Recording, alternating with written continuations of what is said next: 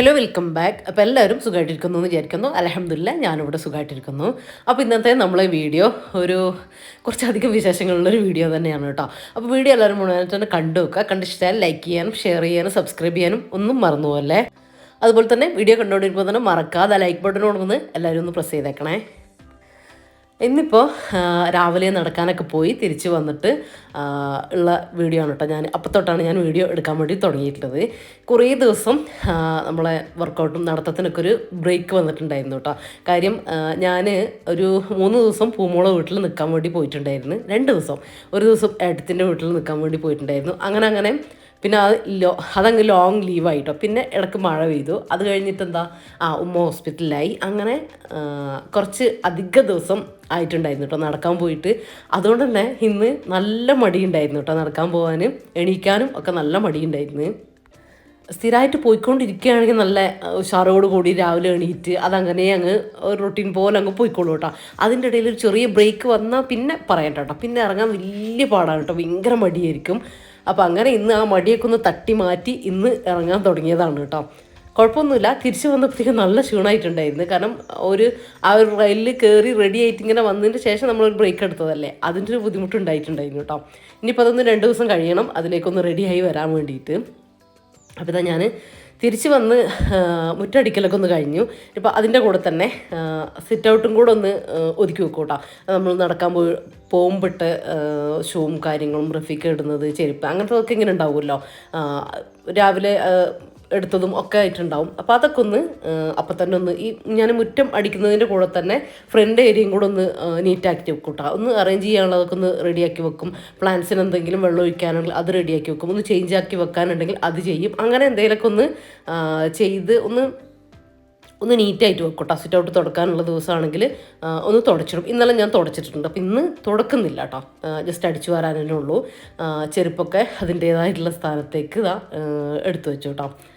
അപ്പോൾ അതൊക്കെ പിന്നെ ഞാൻ ജസ്റ്റ് ഇങ്ങനെ അടിച്ചു വാരി പോവുകയുള്ളൂ കേട്ടോ.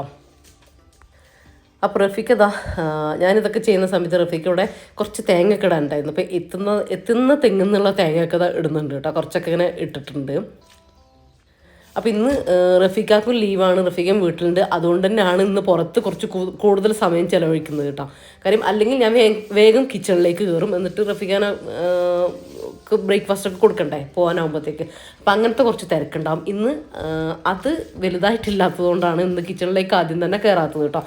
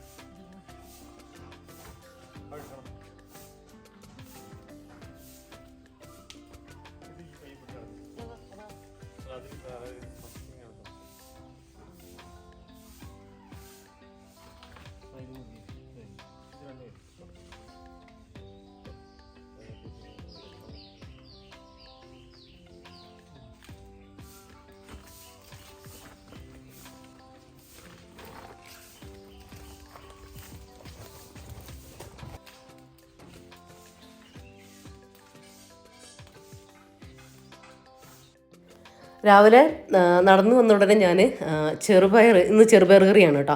അപ്പോൾ ചെറുപയർ കറിയിലേക്കുള്ള ഉള്ളിയും തക്കാളിയൊക്കെ ഇട്ട് അതൊന്ന് വേവിക്കാൻ വേണ്ടി വെച്ചിട്ടുണ്ടായിരുന്നു കേട്ടോ. അപ്പം പിന്നെ ദോശയാണ് ഉണ്ടാക്കുന്നത്. അപ്പോൾ എളുപ്പമല്ലേ. ഇനിയിപ്പോൾ ആ ചെറുപയർ കറിയും വെന്ത് വന്നതിന് ശേഷം അരപ്പ് റെഡിയാക്കണം. തേങ്ങ ഫ്രീസറിലുണ്ടല്ലോ, അപ്പോൾ അത് ഒന്ന് അരപ്പ് റെഡിയാക്കിയിട്ട് അരപ്പ് ഒഴിക്കണം, ദോശയും കൂടെ ചുടണം, അത്രയേ ഉള്ളൂ കേട്ടോ. അപ്പോൾ അത് രണ്ടും ആ ഒരു അരപ്പ് ഒഴിക്കുന്ന സമയം തന്നെ നമുക്ക് ദോശയും ചുട്ടെടുക്കാം എന്ന് വിചാരിച്ചിട്ട് അത് ഇനി അകത്തേക്ക് കയറുന്ന സമയത്ത് അതും കൂടെ ചെയ്യാനേ ഉള്ളൂ കേട്ടോ. അല്ലാതെ നമ്മൾ പുറത്തുനിന്ന് കുറച്ചധികം സമയം എടുത്ത് കയറി കഴിഞ്ഞാൽ പിന്നെ ബ്രേക്ക്ഫാസ്റ്റ് ആക്കാനൊക്കെ കുറേ വൈകും, നല്ല വിശപ്പ് പോകും കേട്ടോ. അതുകൊണ്ട് ജസ്റ്റ് ഒരു പ്രിപ്പയർ ചെയ്ത് വെച്ചിട്ടാണ് കേട്ടോ ഞാൻ പുറത്തേക്ക് ഇറങ്ങിയത്. ഇത് ഞാൻ ഈ ഒരു ഏരിയയിലാണ് കേട്ടോ, അകത്ത് ഇൻഡോർ പ്ലാന്റ് നമ്മൾ വെക്കുന്ന പ്ലാന്റുകളില്ലേ, അത് വെള്ളം ഒഴിച്ചിട്ട് ഈ ഒരു ഭാഗത്താട്ടോ വെക്കുക. അപ്പോൾ തണലും കാര്യങ്ങളൊക്കെ ആയതുകൊണ്ട് നന്നായിട്ട് നല്ല പച്ചപ്പായിട്ട് വരും കേട്ടോ, നല്ല ഫ്രഷ് ആയിട്ട് ഇരുന്നോളും. എന്നിട്ട് ഇവിടുന്ന് നല്ലത് എനിക്കിഷ്ടമുള്ളത് നോക്കിയിട്ട് അകത്തേക്ക് കൊണ്ടുവെക്കാനുണ്ട് ചെയ്യുക. അപ്പോൾ റഫീഖ പറയുക അവിടെ ഒരു 3-4 പ്ലാന്റ് ഉണ്ട്, നന്നായിട്ട് വന്നിട്ടുണ്ട്, അതൊക്കെ അകത്തേക്ക് വെക്കാൻ പറ്റുന്നതാണെന്ന് പറയായിരുന്നു കേട്ടോ. അപ്പോൾ ഇതാ ഞാൻ പറഞ്ഞില്ലേ, ഇതൊക്കെയാണ് കേട്ടോ നല്ല നല്ല റെഡി ആയിട്ട് വന്നിട്ടുണ്ട്, അടിപൊളിയായിട്ട് വന്നിട്ടുണ്ട്. ഒരു 3-4 കൂടെ ഉണ്ട്, പക്ഷേ ഒന്നുകൂടെ ഒന്ന് ഇങ്ങനെ തിക്കായിട്ട് ഇങ്ങനെ ചട്ടി നിറയൂലേ, അതുപോലെ ഒന്നായിട്ട് വരേണ്ട കാര്യമുണ്ട് കേട്ടോ. നമ്മൾ ആ പോർച്ചിൻ്റെ സൈഡിൽ വെച്ചിട്ടുണ്ടായിരുന്നില്ലേ അഗ്ലോണിമ, അത് കുറച്ചൊന്നും ഇങ്ങനെ പോയ പോലെ ആയിട്ടുണ്ടായിരുന്നു കേട്ടോ. അപ്പോൾ അത് ഞാൻ അത്യാവശ്യം നന്നായിട്ട് വെള്ളം ഒഴിച്ചിട്ട് ഈ ഒരു ഏരിയയിലേക്ക് വെച്ചു. ഞാൻ പോകാനായ പ്ലാന്റ് അല്ലെങ്കിൽ വലിയ ഉഷാറില്ലാത്ത പ്ലാന്റൊക്കെ അങ്ങനെ ചെയ്യും കേട്ടോ. വെള്ളം ഒഴിച്ചിട്ട് ഇവിടെ അങ്ങ് വെക്കും, പിന്നെ മൈൻഡ് ആക്കില്ല കുറച്ച് നാളത്തേക്കും. അപ്പോൾ ഇപ്പോൾ ഇതാ നന്നായിട്ട് ഇടയ്ക്കൊന്ന് വെള്ളം ഒഴിക്കാൻ മാത്രമേ പോകട്ടോ വല്ലപ്പോഴും. അപ്പോൾ നല്ല റെഡി ആയിട്ട് വന്നിട്ടുണ്ട്, നല്ല സെറ്റായിട്ട് വന്നിട്ടുണ്ട്. ഒന്നുകൂടെ ഒന്ന് പരന്ന് വരാൻ വേണ്ടിയിട്ടുണ്ട് കേട്ടോ. അന്ന് കഴിഞ്ഞാൽ അതൊക്കെ നമുക്ക് അകത്തേക്ക് വെക്കാൻ വേണ്ടിയിട്ട് പറ്റും. അപ്പോൾ അതൊക്കെ ഞാൻ അങ്ങോട്ടേക്ക് തന്നെ എടുത്ത് വെച്ചു. ഇതിൽ ഒരു പ്ലാന്റ് ഇന്ന് അകത്തേക്ക് വെക്കണം എന്ന് വിചാരിക്കുന്നുണ്ട്. അപ്പോൾ നിങ്ങൾക്കറിയാം ഈ യെല്ലോ ഗ്രീൻ ആ ഒരു മിക്സ് പ്ലാന്റ് അതൊക്കെ ഞാൻ അകത്തേക്ക് വെക്കുന്നത് തന്നെയാണ് കേട്ടോ. കുറേ നാളിരുന്നോളും അകത്ത് വെച്ച് കഴിഞ്ഞാൽ 2-3 ആഴ്ച തന്നെ അങ്ങനെ തന്നെ ഇരുന്നോളൂ കേട്ടോ. ഇതൊക്കെ ഞാനിപ്പോൾ മഴ പോകുന്ന ആ ഒരു സമയത്ത് പിടിപ്പിച്ചെടുത്തിട്ടുള്ള കുറച്ച് പ്ലാന്റുകളാണ് കേട്ടോ. അതിങ്ങനെ പിടിപ്പിക്കുന്നത് എന്താണെന്ന് വെച്ചാൽ നമ്മളെ കയ്യിലുള്ളത് മോശമാകുമ്പോൾ അതങ്ങ് കയറ്റി കൊടുക്കും, അങ്ങനെയാണ് കേട്ടോ ചെയ്യുക. അപ്പോഴാണ് നമ്മളെ കയ്യിൽ എപ്പോഴും പ്ലാന്റ് ഉണ്ടാവുള്ളൂ. പിന്നെ കുറച്ച് പ്ലാന്റൊക്കെ ചട്ടിയിൽ നിന്ന് ഒഴിവാക്കാനും ഉണ്ട് കേട്ടോ, മോശമായി പോയത് അങ്ങനെയുണ്ട്, അതൊക്കെ ഒന്ന് ചെയ്തെടുക്കണം.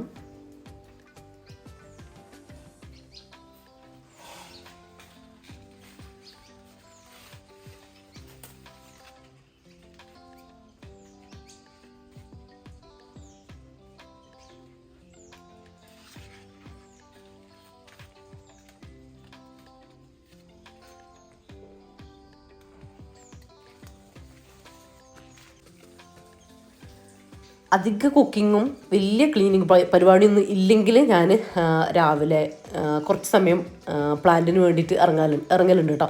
നമ്മൾ പ്ലാന്റ് ഉണ്ടെന്ന് വിചാരിച്ചിട്ട് എപ്പോഴും ഒന്നും ഇതിലിങ്ങനെ നിൽക്കേണ്ട കാര്യമൊന്നുമില്ല കേട്ടോ. പ്രത്യേകിച്ച് ഇങ്ങനത്തെ പ്ലാന്റ് ആകുമ്പോൾ അധികം നമ്മൾ മെയിൻറ്റെയിൻ ചെയ്യേണ്ട കാര്യമൊന്നുമില്ല. ഇടയ്ക്കൊന്ന് ഇറങ്ങിയിട്ട് എല്ലാം ഒന്ന് റെഡിയാക്കിയിട്ട് മാറ്റാനുള്ളത് മാറ്റി അങ്ങനെയൊക്കെ ഒന്ന് സെറ്റ് ചെയ്ത് വെച്ച് കഴിഞ്ഞാലില്ലേ പിന്നെ കുറേ നാൾ അങ്ങനെ തന്നെ ഉണ്ടാവും. നമ്മൾ വെള്ളം ഒഴിച്ച് മെയിൻറ്റെയിൻ ചെയ്ത് കൊണ്ടുപോയാൽ മാത്രം മതി കേട്ടോ, നമുക്ക് നല്ലൊരു ഗാർഡൻ തന്നെ നമ്മളെ കയ്യിലുണ്ടാവും. അല്ലാതെ ഇങ്ങനെ ഫ്ലവർ ഇടുന്ന ആ ഒരു ടൈപ്പൊക്കെ ആണെങ്കിൽ നമ്മൾ, അതായത് ആന്തൂറി അല്ല കേട്ടോ ഞാൻ ഉദ്ദേശിച്ചത്, അല്ലാത്തതൊക്കെ ആണെങ്കിൽ നമ്മൾ കുറച്ചുകൂടെ ഒന്ന് നമ്മൾ കെയർ വേണ്ടി വരുവേ.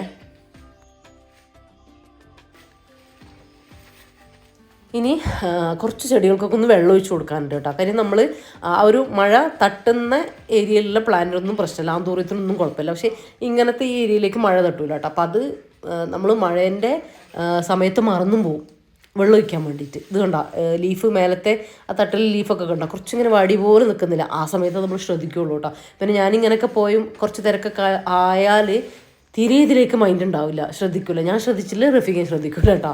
ശ്രദ്ധിക്കുകയാണെങ്കിൽ രണ്ടാളും ഒരുമിച്ച് ശ്രദ്ധിക്കും, അങ്ങനെയാണ് നമ്മളെ പ്ലാന്റ് ഉണ്ടാവുക. അപ്പോൾ ഞാൻ അതിനൊക്കെ ഒന്ന് വെള്ളം ഒഴിക്കട്ടെ.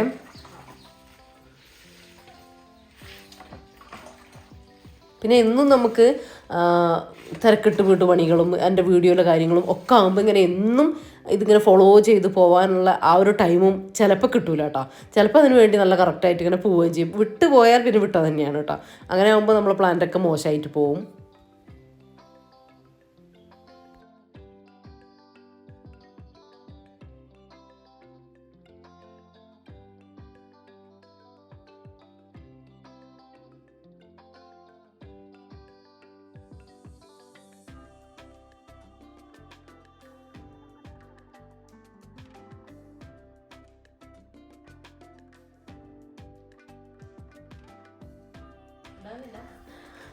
നനക്കാൻ വേണ്ടിയിട്ട് ഓസ് ഉണ്ട് കേട്ടോ, പൈപ്പിൽ കണക്ട് ചെയ്താൽ മതി. പക്ഷേ എനിക്ക് വേഗം ചെയ്ത് പോകേണ്ടതുകൊണ്ട് ഞാൻ സെലക്ട് ചെയ്യുക കപ്പും ബക്കറ്റുമാണ് കേട്ടോ.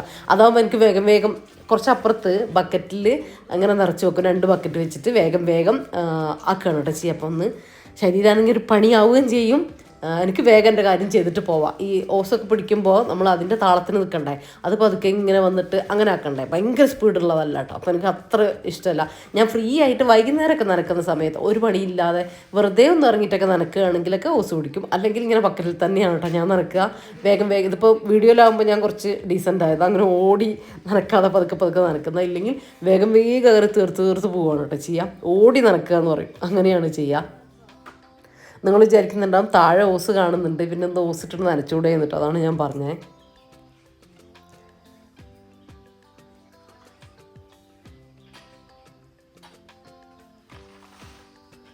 നമ്മുടെ കഴിഞ്ഞ വീഡിയോൻ്റെ കമൻറ്റും അതുപോലെ തന്നെ അതിൻ്റെ മുമ്പത്തെ വീഡിയോയിലെ കമൻറ്റിനും കുറേ അധികം റിപ്ലൈ തരാൻ ബാക്കിയുണ്ട് കേട്ടോ.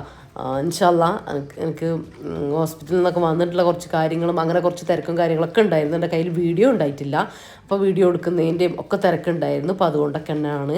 ഇനിയിപ്പോൾ ഒന്ന് റെഡിയായി വന്നിട്ടുണ്ട്. ഇനിയിപ്പോൾ ഞാൻ അതിനനുസരിച്ച് കമൻറ്റിനൊക്കെ റിപ്ലൈ തരുന്നതാണ് കേട്ടോ. എന്തായാലും അത് വിചാരിച്ചിട്ട് നിങ്ങൾ റിപ്ലൈ തന്നിട്ടില്ലല്ലോ എന്ന് വിചാരിച്ചിട്ട് ആരും കമൻറ്റ് ഇടാണ്ടിരിക്കരുത്.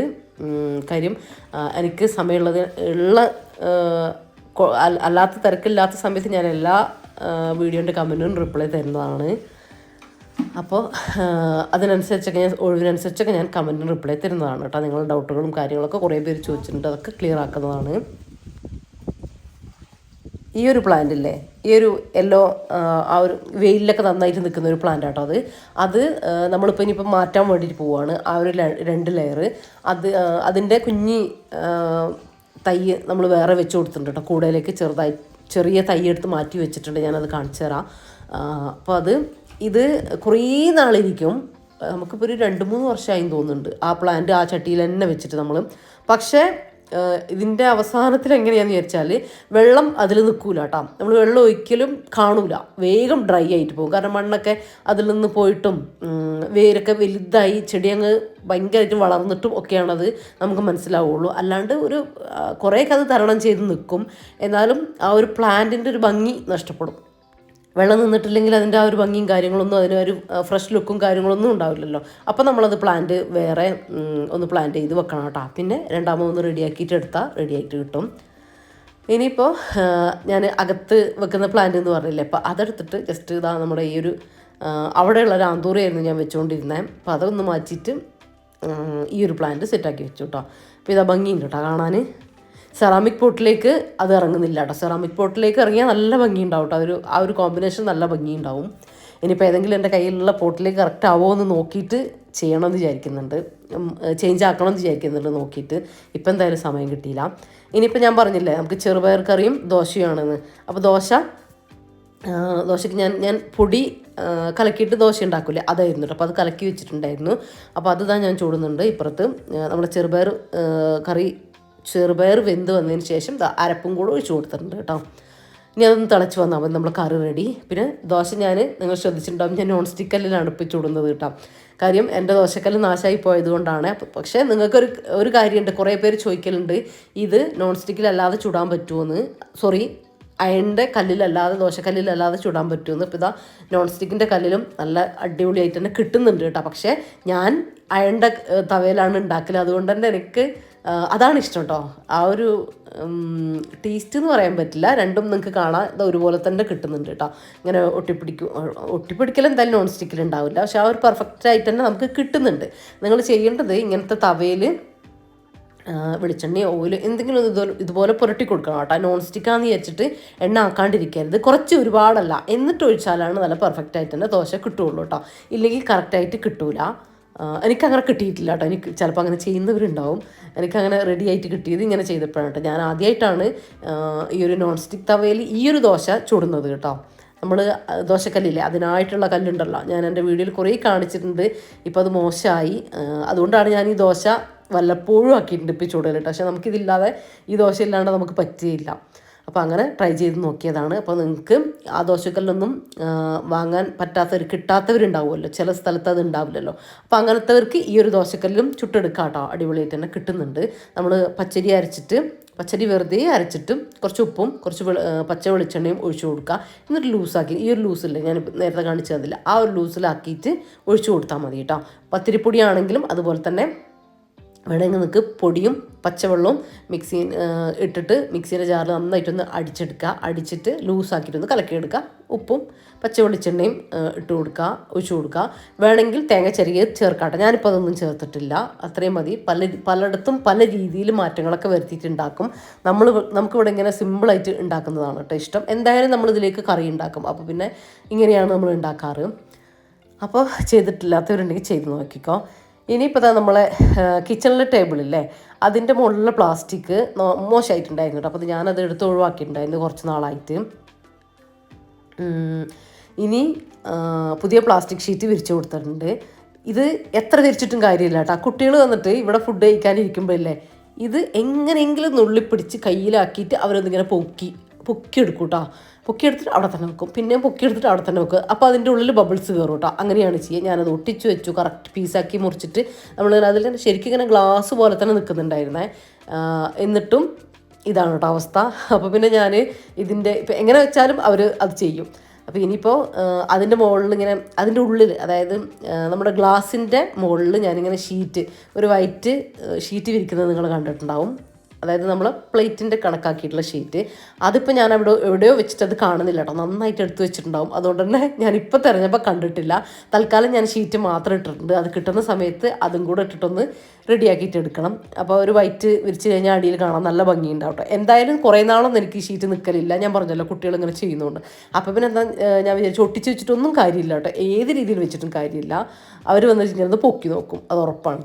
അവർക്കതൊരു രസമാണ് കേട്ടോ. അപ്പോൾ ഞാൻ അതുകൊണ്ടാണ് അതിൻ്റെ അടിയിൽ മാറ്റ് ഇട്ടിട്ടൊന്ന് ഭംഗിയാക്കിയിട്ട് ഇങ്ങനെ വെക്കും. പിന്നെ പ്ലാസ്റ്റിക് ഷീറ്റ് മോശമാകുമ്പോൾ അതെടുത്ത് കളഞ്ഞിട്ട് പുതിയത് വാങ്ങിയിട്ട് വിരിക്കുകയാണ് കേട്ടോ ചെയ്യാം. അപ്പോൾ അത് ഞാനിങ്ങനെ നമ്മളെ കൗണ്ടർ ടോപ്പ് ഇങ്ങനെ വൈപ്പ് ചെയ്യൂലേ, അതുകൊണ്ട് ജസ്റ്റ് ഇങ്ങനെ വൈപ്പ് ചെയ്ത് കൊടുത്ത് നല്ല പ്രസ്സായിട്ട് തന്നെ ഇരുന്നിട്ടുണ്ട്. ഇനിയിപ്പോൾ നമ്മൾ ബ്രേക്ക്ഫാസ്റ്റ് കഴിക്കട്ടെ. നമ്മളെ ദോശയും ചെറുപയർ കറിയും ഒക്കെ കഴിക്കട്ടെ കേട്ടോ. നല്ല വിശപ്പുണ്ട് കേട്ടോ. ഒന്നാമത് നടന്നൊക്കെ വന്നത്, പിന്നെ പുറത്തും കുറച്ച് പണികളൊക്കെ എടുത്തില്ലേ, അപ്പോൾ അങ്ങനെയൊക്കെ ആയിട്ട് നന്നായിട്ട് വിശപ്പ് വന്നിട്ടുണ്ട് കേട്ടോ. എത്ര വിശപ്പായാലും ഞാനൊരു 2 ദോശ കഴിക്കും, ഇല്ലെങ്കിൽ എന്താ പറയുക ഒരു ഇത് കിട്ടൂല കേട്ടോ. അതൊക്കെ കുറക്കാം, പക്ഷെ എനിക്ക് 2 ദോശയെങ്കിലും കഴിക്കണം. അതെപ്പോഴും ഞാൻ കഴിക്കുന്നത് തന്നെയാണ്. 3 പോകാതെ നോക്കാറുണ്ട്. എന്നിട്ട് 2 ദോശയും എന്തെങ്കിലും ഒരു ഫ്രൂട്ടും കൂടെ അതിൻ്റെ കൂടെ കഴിക്കും കേട്ടോ. അപ്പോൾ വയറങ്ങ് ഫില്ലാവുമല്ലോ. അങ്ങനെ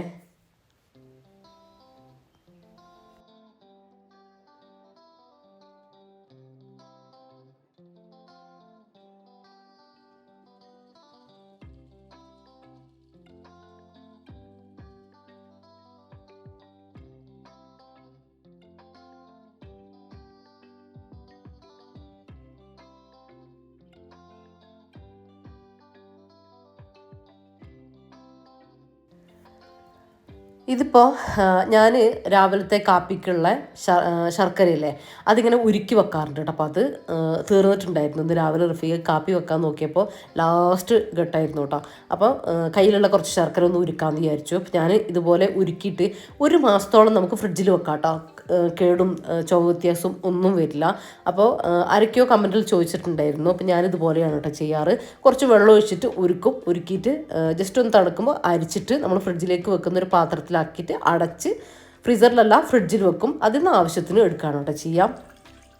അപ്പോൾ ഇനി ഞാൻ കൂടുതലായിട്ടുള്ള വീഡിയോസും കാര്യങ്ങളൊന്നും എടുക്കുന്നില്ല. നമുക്ക് ഉച്ചക്കൊന്ന് പുറത്ത് പോകാനൊക്കെ ഉണ്ട്. അതുകൊണ്ട് തന്നെ ഉച്ചക്കത്തെ ഫുഡ് ഉണ്ടാക്കലും കാര്യങ്ങളും ഒന്നുമില്ല കേട്ടോ.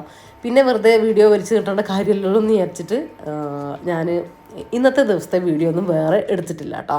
ഇതിപ്പോൾ ഞാൻ പറഞ്ഞില്ലേ, ഇതിങ്ങനെ നന്നായിട്ട് ഉരുകി എല്ലാം ഒന്ന് മെൽറ്റായിട്ട് വരുന്ന സമയത്ത് നമ്മൾ ഇറക്കി വെക്കും. ജസ്റ്റ് തണിയുന്ന സമയത്ത് അരിച്ചിട്ട് വേണം കേട്ടോ. അരിച്ചിട്ട് കണ്ടെയ്നറിൽ എന്തെങ്കിലും ആക്കിയിട്ട് അടച്ചിട്ട് ഫ്രിഡ്ജിലേക്ക് വെച്ചാൽ മതി കേട്ടോ.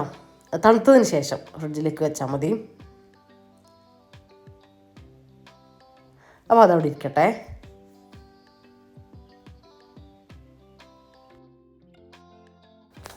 അപ്പോൾ നിങ്ങൾ ഇതെന്താണെന്ന് വിചാരിക്കുന്നുണ്ടാവും. മാഷാ അല്ലാ ഏട്ടത്തി പുതിയ വണ്ടി വാങ്ങിയിട്ടോ. അപ്പോൾ നമ്മൾ അതെടുക്കാൻ വേണ്ടിയിട്ട് മുട്ടിൽ വന്നതാണേ. അപ്പോൾ അതിൻ്റെ പ്രോസസ്സും കാര്യങ്ങളൊക്കെ കഴിഞ്ഞു. ഇനി നമ്മൾ വീട്ടിലേക്ക് പോവാണ്.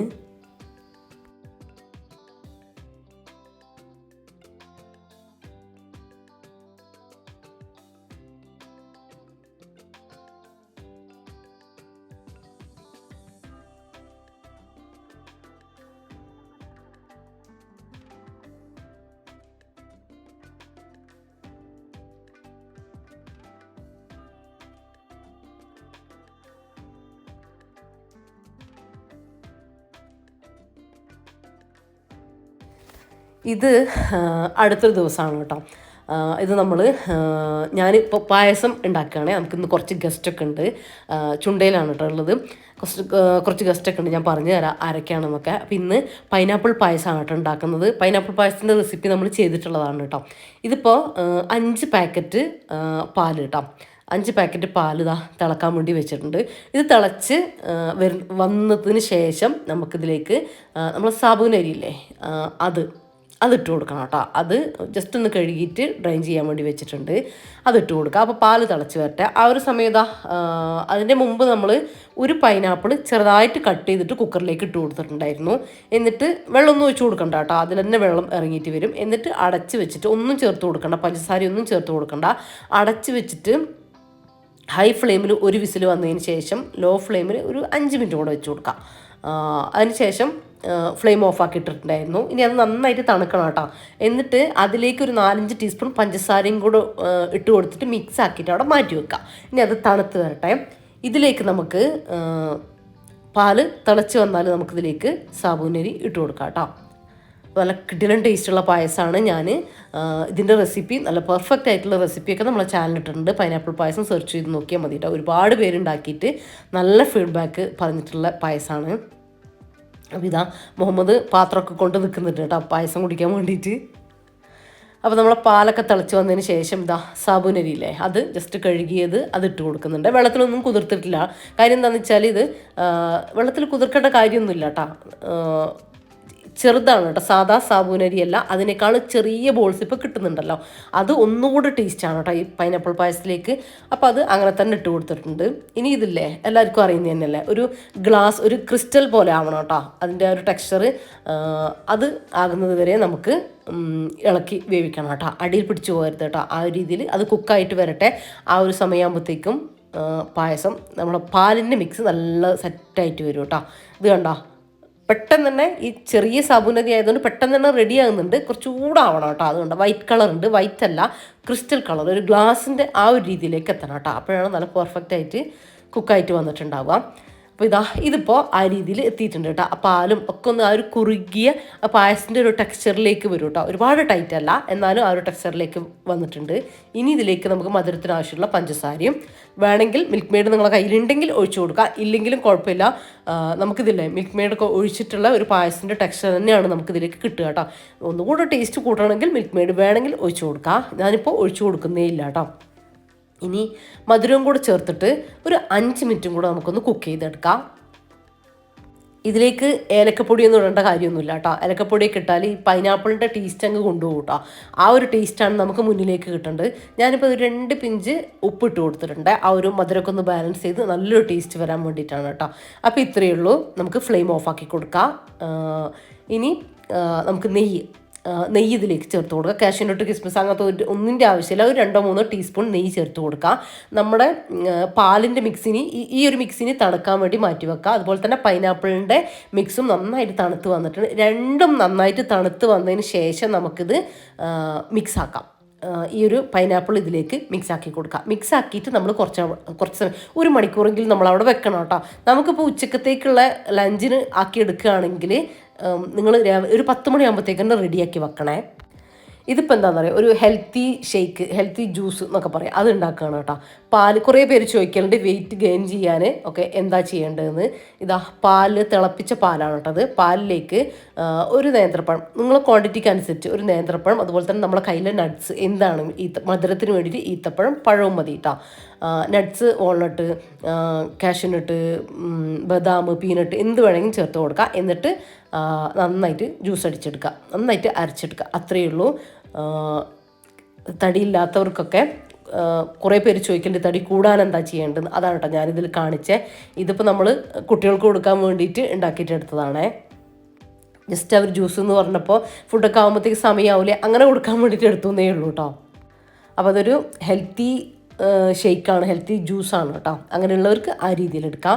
അപ്പോൾ നമ്മൾ പായസത്തിൻ്റെ ഇടയിൽ ഇങ്ങനത്തെ പരിപാടികളൊക്കെ അവിടെ നടക്കുന്നുണ്ട്. ഒരു ട്രിപ്പ് മന്തി ആയിട്ടുണ്ട്, കുറച്ചുകൂടെ മന്തി അടുപ്പത്തുണ്ട് കേട്ടോ. അതുപോലെ തന്നെ ബിരിയാണി റെഡി ആവുന്നുണ്ട്, ബിരിയാണി മസാല നമ്മൾ സെറ്റാക്കി വെച്ചിട്ടുണ്ട്, ബീഫ് റെഡി ആവുന്നുണ്ട്. അതൊന്നും ഞാൻ ഡീറ്റെയിൽ ആയിട്ട് റെസിപ്പി എടുത്തിട്ടില്ല കേട്ടോ.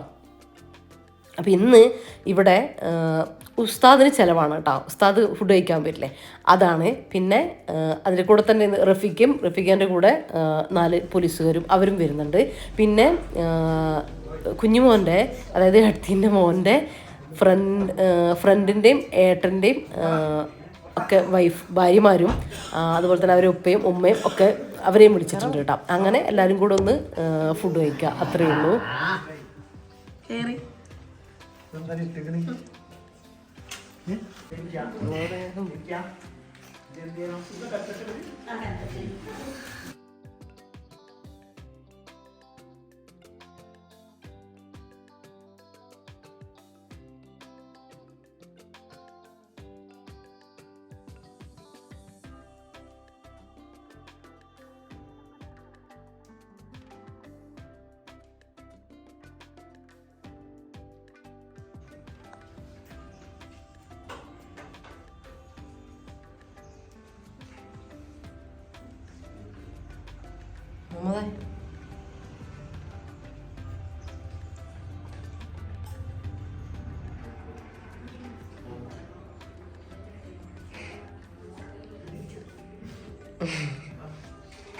പറയൂ പറയൂ.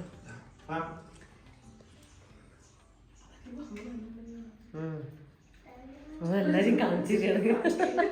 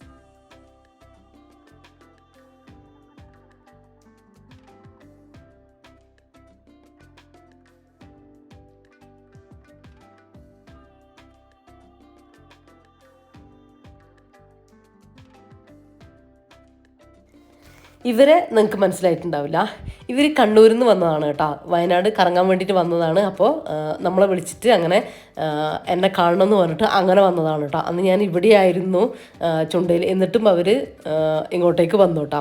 അപ്പോൾ എന്തായാലും ഭയങ്കര ഹാപ്പി ആയിട്ടുണ്ടായിരുന്നു, അവരും ഹാപ്പി, ഞാനും ഭയങ്കര ഹാപ്പി ആയിട്ടുണ്ടായിരുന്നു കേട്ടോ. അങ്ങനെ അവർ ഫുഡൊന്നും കഴിച്ചിട്ടില്ല, ജസ്റ്റ് പായസം മാത്രം കുടിച്ചിട്ടുള്ളായിരുന്നു. കുറച്ച് സമയമൊക്കെ നമ്മൾ വർത്താനം പറഞ്ഞിരുന്നു.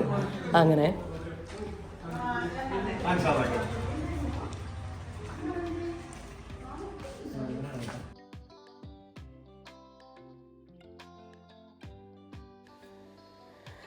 അങ്ങനെ അവർ പോവുകയാണ് കേട്ടോ. കാര്യം അവർക്ക് ഇനി കണ്ണൂരെത്തണ്ടേ, അവർ തിരിച്ച് പോകുന്ന വഴിക്കാണ് നമ്മൾ പിന്നെ കോൾ അറ്റൻഡ് ചെയ്തിട്ട് അങ്ങനെ വരുന്നതെന്ന് പറഞ്ഞു കേട്ടോ.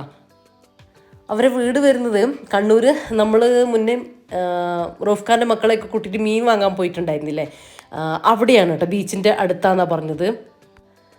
ബീച്ചിൻ്റെ പേര് ഞാൻ മറന്നു പോയിട്ടോ, അതെപ്പോഴും വായിലുണ്ടായിരുന്നു, ഇപ്പോൾ പറയാൻ കിട്ടുന്നില്ല. അപ്പോൾ ഇത്രയൊക്കെയാണ് ഇന്നത്തെ നമ്മുടെ വീഡിയോയിലെ വിശേഷങ്ങളും കാര്യങ്ങളൊക്കെ. നിങ്ങൾക്ക് ഇഷ്ടമായിട്ടുണ്ടെങ്കിൽ ലൈക്ക് ചെയ്യാനും ഷെയർ ചെയ്യാനും സബ്സ്ക്രൈബ് ചെയ്യാനും ഒന്നും മറന്നുപോലെ. അതുപോലെ തന്നെ വീഡിയോനെ കുറിച്ചുള്ള നിങ്ങളുടെ അഭിപ്രായങ്ങൾ അതെന്ത് തന്നെയാണെങ്കിലും കമൻ്റായിട്ട് അറിയിക്കാനും മറക്കരുത് കേട്ടോ. അപ്പോൾ ഇൻഷാ അല്ലാഹ് മറ്റൊരു അടിപൊളി വീഡിയോ ആയിട്ട് നമുക്ക് വീണ്ടും കാണാം. അപ്പോൾ എല്ലാവരോടും താങ്ക്സ് ഫോർ വാച്ചിങ്.